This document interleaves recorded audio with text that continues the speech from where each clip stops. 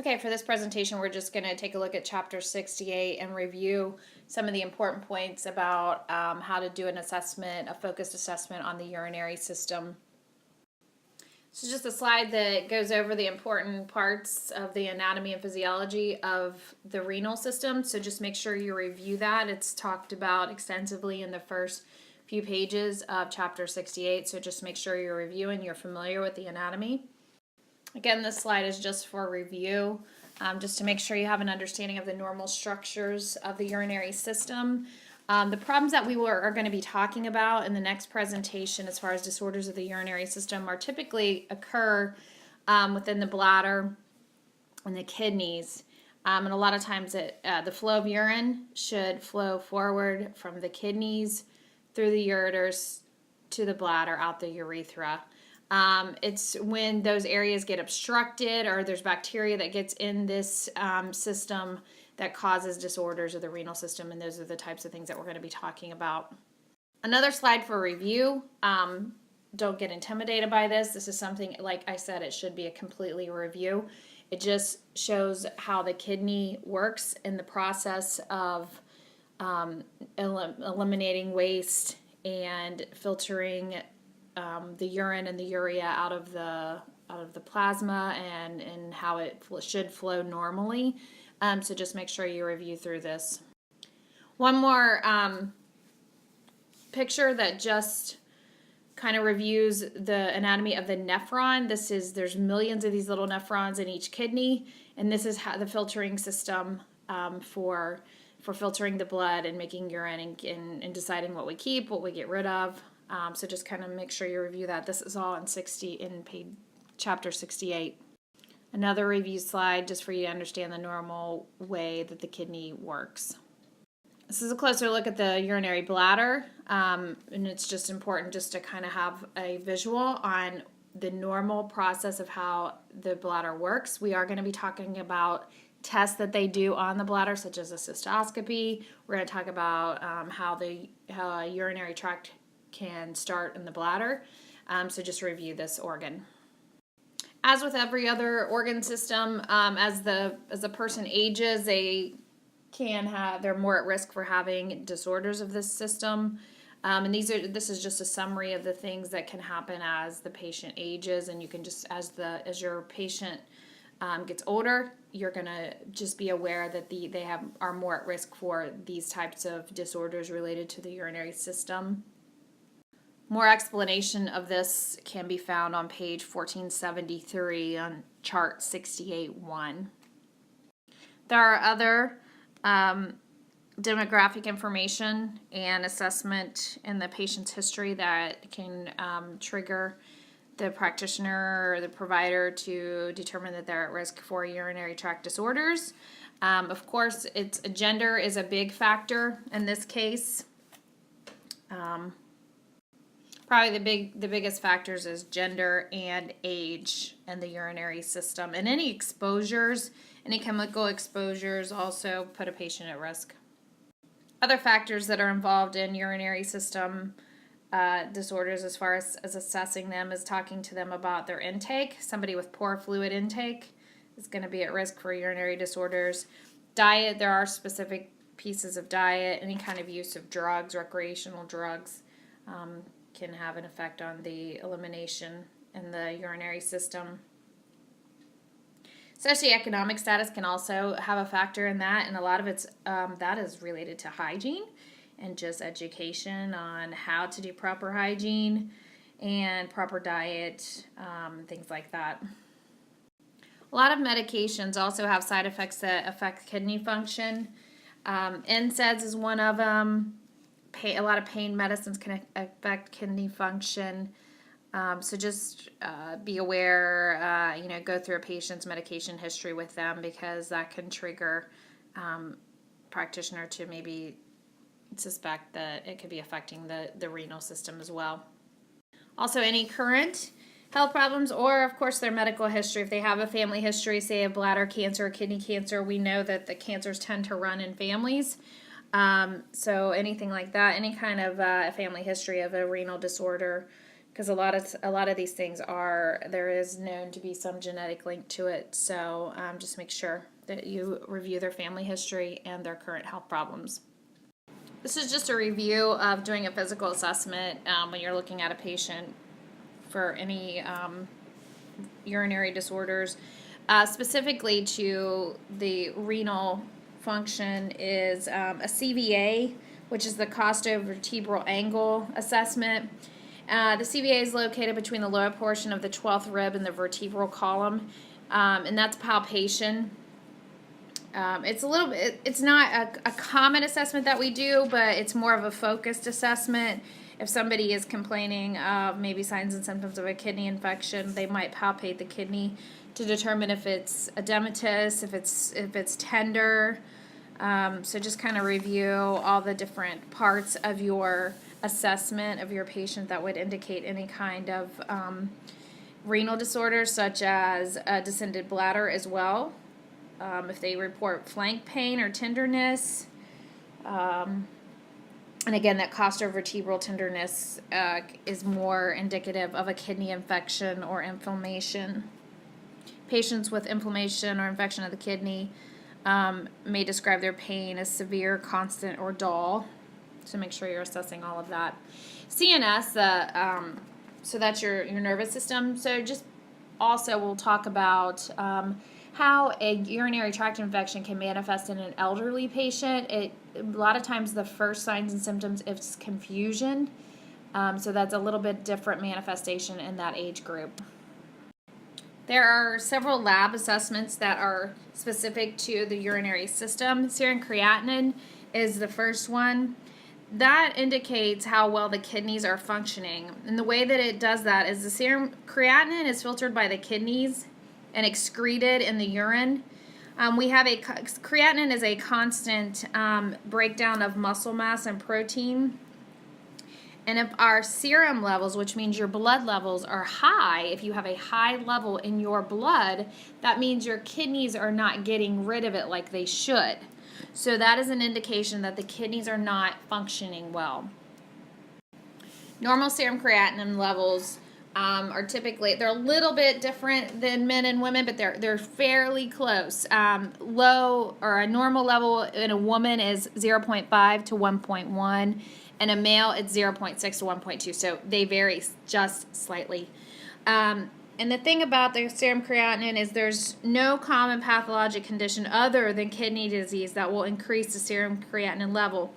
And it will not increase until about 50% of kidney function is lost. That's a pretty big deal, because if you are seeing elevation in serum creatinine, that means that you have a pretty significant loss of kidney function. So when it actually shows up in the serum creatinine levels, you have more than 50% typically of kidney loss. So that's a little a huge indicator of kidney function loss. Blood urea nitrogen, or BUN as some people call it. It also can measure kidney excretion, and that's because it's measuring how much urea nitrogen. Urea nitrogen is a byproduct of protein breakdown in the liver. The kidneys get rid of it. So if those levels get high, that tells us that the kidney is not filtering it out as they should. The difference in the BUN level is that it is not just an indicator of kidney disease as the creatinine is. There are other things that can affect the elevation of the BUN. It's a good indicator, but it's not, just because it's elevated doesn't always mean that it's a kidney thing. So this is how we figure this out as far as creatinine and BUN. It's called a BUN to serum creatinine ratio. So if you have a patient and they have a elevated BUN and a normal creatinine, then that means that there's something else creating the cause of the BUN to go up and not renal function. So what you look at is the BUN and the creatinine elevated at about the same ratio. So if the BUN level is elevated by 10 points, creatinine level is elevated by about 10 points, then it's a kidney problem. If the BUN is elevated by like 10 points and the creatinine level is only elevated maybe by 1 point, then it's not a kidney problem. There are other factors involved that's elevating that BUN. A lot of times dehydration can elevate your BUN, but not your creatinine.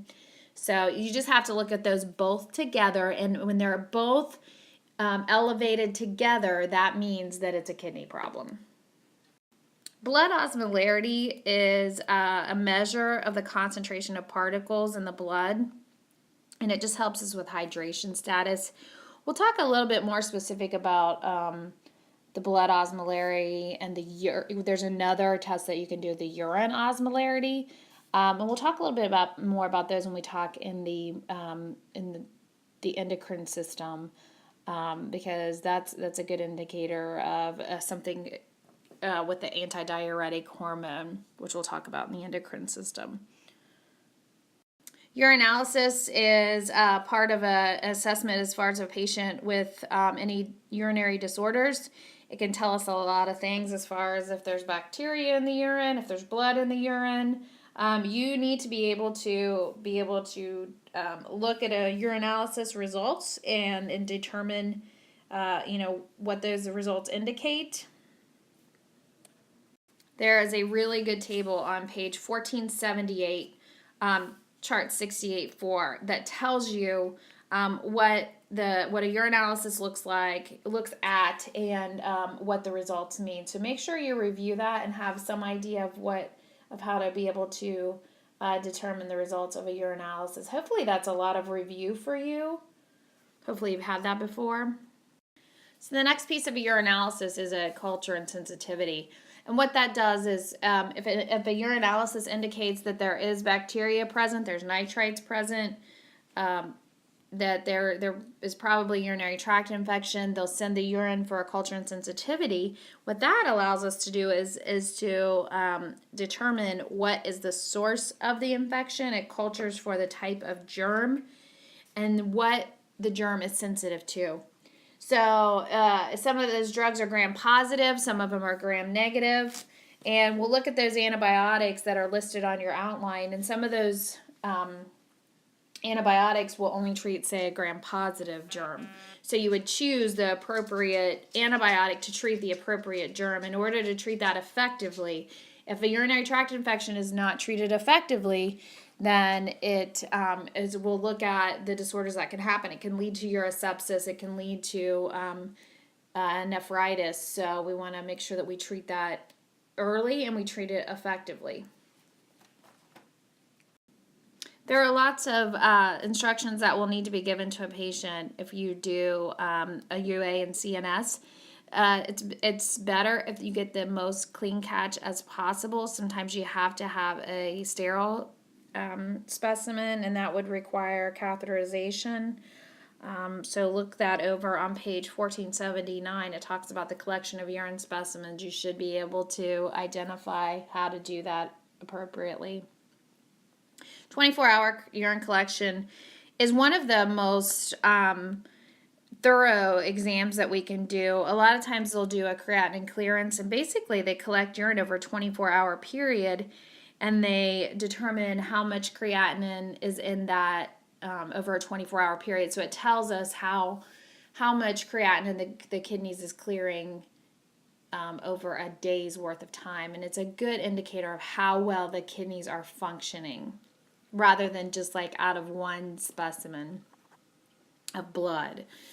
So we can really look more specifically at the urine to see how well how much creatinine is in the urine, as opposed to what we were talking about earlier was a blood test to see how much creatinine is in the blood. So we can kind of look at the other side of it in the urine in the creatinine clearance. That's a 24-hour look. A big part of the nurse's job in a 24-hour collection is labeling it very well, and documenting when the 24-hour collection was started and when it is due to end, and really keep track of that and keep on top of that. And there's a lot of times what they'll try to do is start it in the morning. They'll have the patient go ahead and void for the first time in the morning and discard it, and then start the 24-hour collection. So it's just a lot of documentation and monitoring of the patient to make sure that gets collected appropriately.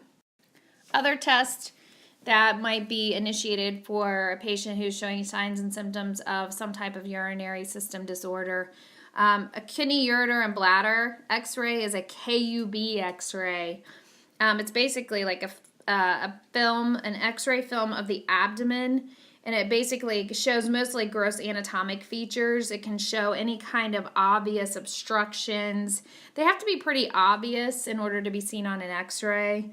And sometimes what can happen is it can show, we think there's something there. It looks kind of like an obstruction. And then they'll go to maybe more an invasive test. Another test that can be done, say if they do maybe see something on an x-ray that they're suspicious, they might go ahead and do something that's called an IV, either pylography or urography. It used to be called an IVP, which some people still call it that, which is an IV pylography. Basically what they do is they inject a dye in the patient, and it's sort of like the GI series. They inject this dye, and then the dye is filtered through the kidneys, and then they can take pictures and see how well the kidney functions. So basically, the dye is injected in the patient, and then as it circulates through the kidney blood vessels and it's filtered and then excreted in the urine, x-rays are taken at various times to watch this dye flow through, and that way they can sort of see a little bit more specific information about the kidney function, see if there's obstructions, if there's stones in there. The thing about this test is it's a little bit more invasive, so there's a few more complications related to it. They typically do have to do a preparation for it. They have to do a bowel prep, which means they'll empty their bowel, and that's because if you think anatomically about where the kidneys and the ureters and the bladder are, they're sort of behind some of the peritoneum, so they want that to be empty so that they don't obstruct the view. So a lot of times they'll have to do a bowel prep. And then the other thing about it is they'll have to be NPO. And then the other thing is some people have an allergy to the dye, so you'll have to ask very specific questions about dye. And then as we've started to learn, any kind of a dye that's injected is typically excreted through the kidney, so it can actually cause kidney damage. Any kind of contrast dye can. So somebody that's already has some impairment, this might not be an appropriate test for.